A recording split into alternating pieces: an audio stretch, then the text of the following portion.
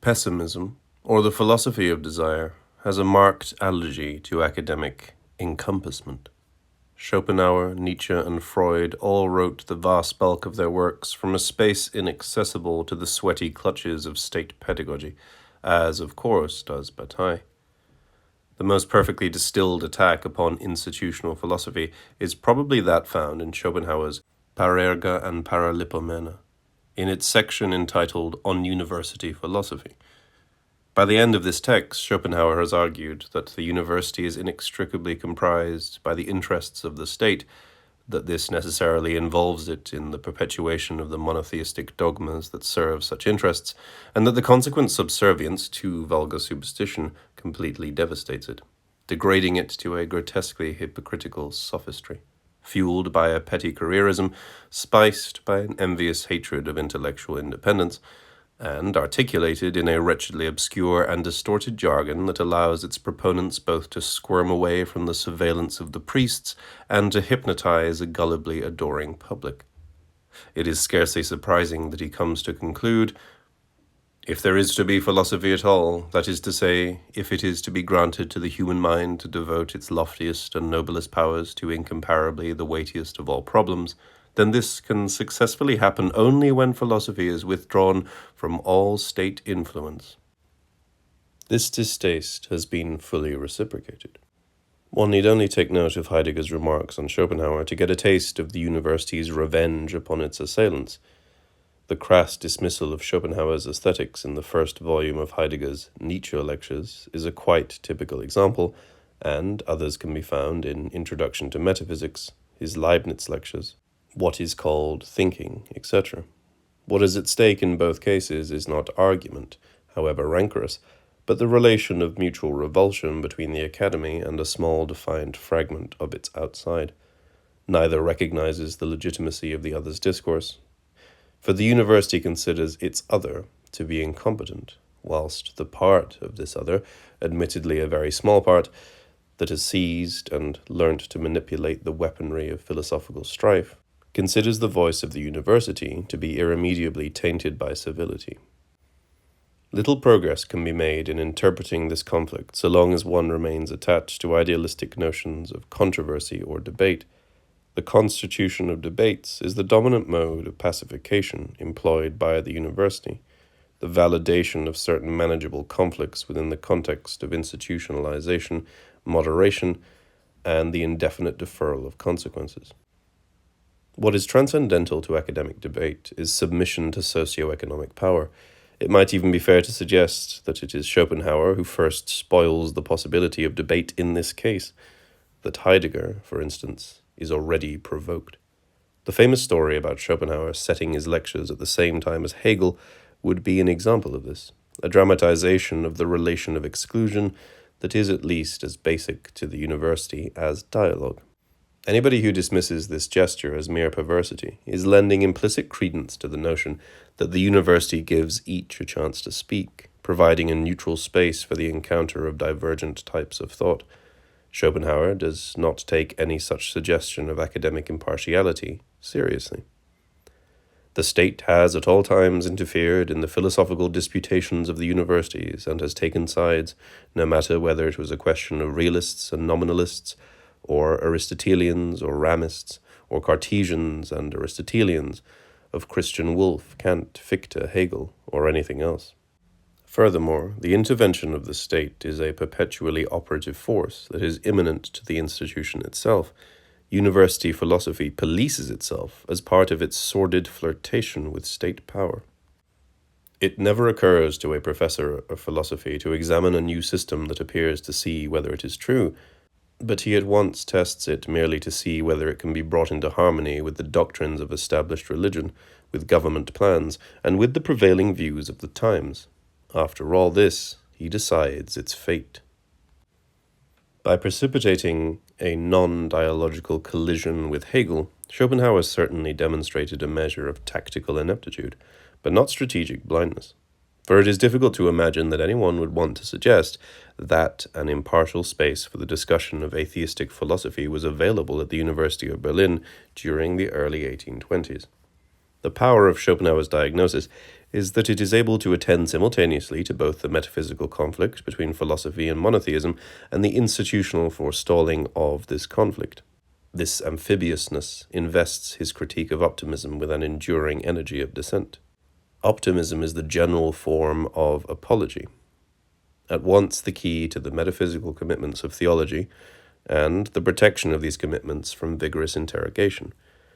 Monotheism, with its description of the world as the creation of a benevolent God, or at least of a God that defines the highest conception of the good, justifies an all-pervasive optimistic framework for which being is worthy of protection.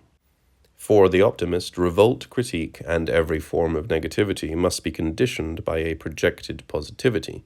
One criticizes in order to consolidate a more certain edifice of knowledge. One revolts in order to establish a more stable and comfortable society. One struggles against reality in order to release being into the full positivity which is its due. All of which inevitably slows things down a great deal, because unless one has a persuasive plan of the future, negativity is delegitimated by a prior apologetic dogma. The suggestion is always that, at least this is better than nothing, a slogan that some Leibnizian demon has probably scrawled above the gates of hell. Not that I have any argument with hell. While speculative thought is the logic of social progress, a realization of freedom by means of a gradual absorption of conditions into the collective subject of political action, pessimism is the affect process of unconditional revolt. The most bleak speculative reasoning still retains a commitment to the reality of progressive development, even if this is momentarily frozen into the implicit truth of an agonizing contradiction. If Adorno creates particular difficulties for such a contention, it is because he creates equivalent difficulties for speculative thought, partly because he is abnormally sensitive to the irreducible ethnocentrism involved in Hegel's thinking, an ethnocentrism which is related to, although ultimately more interesting than, the colonial triumphalism of his philosophy of history. Its basic character is a terror of regression to a primitiveness that would forsake the laborious advances of one's Occidental ancestors. And this is in turn a symptom of the wretched Western nihilism that insists one has an immense amount to lose. That our history has been in any way beneficial is something Schopenhauer vigorously repudiates, and his vehement anti-historicism, which Nietzsche comes to massively overhaul, has at least this merit. It sets itself firmly against one of the basic apologetic motifs of Occidental societies. After all, we cannot use the word history without meaning a singular process that one population has inflicted on several others, as well as upon its own non-servile virtualities, a process that has combined gruesome accident with sustained atrocity. The speculative model of revolution is one of taking over. The pessimistic model is one of escape. On the one hand, the overthrow of oppression as exploitation, and on the other, the overthrow of oppression as confinement. Employing an ultimately untenable distinction, it could be said that at the level of social description, these models are at least as complementary as they are exclusive. The extraction of labor power and the inhibition of free movement have been complicit in the domestication of the human animal since the beginning of settled agriculture. But at the level of strategy, a certain bifurcation begins to emerge, leading Deleuze and Guattari, for instance, to tease apart a Western and Eastern model of revolution, the latter being based on a block of partially repressed nomad desire oriented to the dissolution of sedentary space and the liquidation of the state. Of course, insofar as one is concerned with anything like a directly applicable concrete program, Schopenhauer has little to offer. What is known of his politics has a definite reactionary slant, and he does not seem to have grasped either the chronic exterminatory tendencies of settled societies or their deep arbitrariness. The alternative he proposes is one of departure in the mode of renunciation, which is to say, he lacked a nomadology, or failed to explore the delirial anti-logic that leads out of the maze.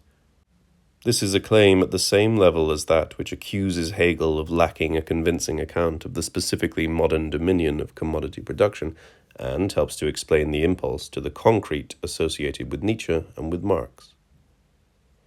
Pessimism is not a value logically separable from an independent metaphysics, because the logical value of identity is itself a comfort of which pessimism destitutes us. whilst a metaphysics of the will subverts the autonomy of separability of value questions. In this sense, pessimism is the first truly transcendental critique, operated against being, and in particular against the highest being, by the impersonal negativity of time or denial. Schopenhauerians and Hegelians can travel a considerable distance together in submitting being unsparingly to its abolition in time, although in the end speculative thought exhibits a fear of regression that looks to a pessimistic perspective, like an anti-primitivist ideology, serving the interests of pseudo-progressive Western societies. Marx's famous appeal to the working class in the Communist Manifesto, that they have nothing to lose but their chains, is open to both a speculative and a pessimistic interpretation, and it is perhaps the latter that unleashes the most uncompromising force. Part of Kant's legacy is that no important philosopher since his time has considered traditional theism to be theoretically defensible. Kant's critique of pure reason methodically dismantles the structure of argument for the existence of God that had been painstakingly constructed by the scholastic and early modern philosophers, the most important pillars of which had been the ontological, cosmological, and teleological proofs, all of which Kant showed to be radically untenable. Although no significant philosophers contested Kant's thorough demolition of these apologetic arguments, they have responded to it in a number of distinct ways. Kant's own path was the refoundation of theistic belief in faith guided by moral necessity. Religion became subordinate to the immediate evidence of moral law. The post-Kantian idealists, amongst whom the most notable are, of course, Fichte, Schelling, and Hegel, all sought to reconstruct theology on the basis of speculative reason, for which the imagery of Christian monotheism served as something between ornamentation and evidence of a groping historical anticipation. For these thinkers, the authority of the Kantian text had become inestimably more authoritative than Judeo-Christian scripture, whatever their pious declarations to the contrary. Jacobi, Kierkegaard, and others sought an ultra-fideism in which the absurdity of religious belief was transmuted into a positive challenge, while Schopenhauer, followed by Nietzsche, concluded that philosophy must become savagely atheistic. Schopenhauer was not a reluctant atheist. He considered monotheism to be not merely erroneous, but grotesque. Many elements are involved in this judgment, but the most important, both for his thought and later for Nietzsche's, is the violent repudiation of the massively anthropocentric tendency of such faiths, which he interpreted anti-Semitically. A central and insistent tenet of Schopenhauer's philosophy is that intellect, personality, and consciousness are extremely superficial and derivative characteristics of complex nervous systems, and are thus radically untypical of the nature of the cosmos, which is driven by impersonal and unconscious forces. Even in the human being, personality was nothing but an ephemeral foam, almost incidental to its basic life functions, and instrumental in the service of these latter. Furthermore, the personality was not a reason for celebration, but rather a wound, or a gore-spattered cell in which the futile horror of existence was exhibited as squalid suffering, and occasionally, in a few select specimens, as tragedy. The notion of a personal God was therefore a monstrous perversion, born of egoism and blindness, an attempted justification of individuated conscious existence that pandered to the miserable vanity of those in flight from the only possibility of redemption, the annihilation of self. In contradistinction from Kant, therefore, Schopenhauer considered theism to be the apotheosis of immorality, a wretched attachment to the principle of personal identity.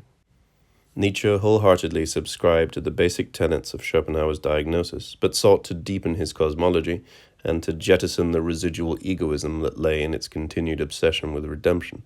Nietzsche no longer considered the sufferings of the self to be a serious objection to the basic cosmic processes that underpinned it. Where Schopenhauer had depicted the unconscious striving of nature as a will to live, whose most sophisticated form is the egoism of the individuated human animal, Nietzsche renamed this fundamental drive the will to power, for which survival is a mere tool. For Nietzsche, life is thought of as a means in the service of an unconscious trans-individual creative energy. Mankind as a whole is nothing but a resource for creation, a dissolving slag to be expended in the generation of something more beautiful than itself. The end of humanity does not lie within itself, but in a planetary artistic experiment about which nothing can be decided in advance, and which can only be provisionally labeled overman. For overman is not a superior model of man, but that which is beyond man, the creative surpassing of humanity. Nietzsche read Christianity as the nadir of humanistic slave morality, the most abject and impoverishing attempt to protect the existent human type from the ruthless impulses of an unconscious artistic process that passed through and beyond them. The mixture of continuity and discontinuity, connecting Nietzsche's atheism with Schopenhauer's, is encapsulated in Nietzsche's maxim, man is something to be overcome.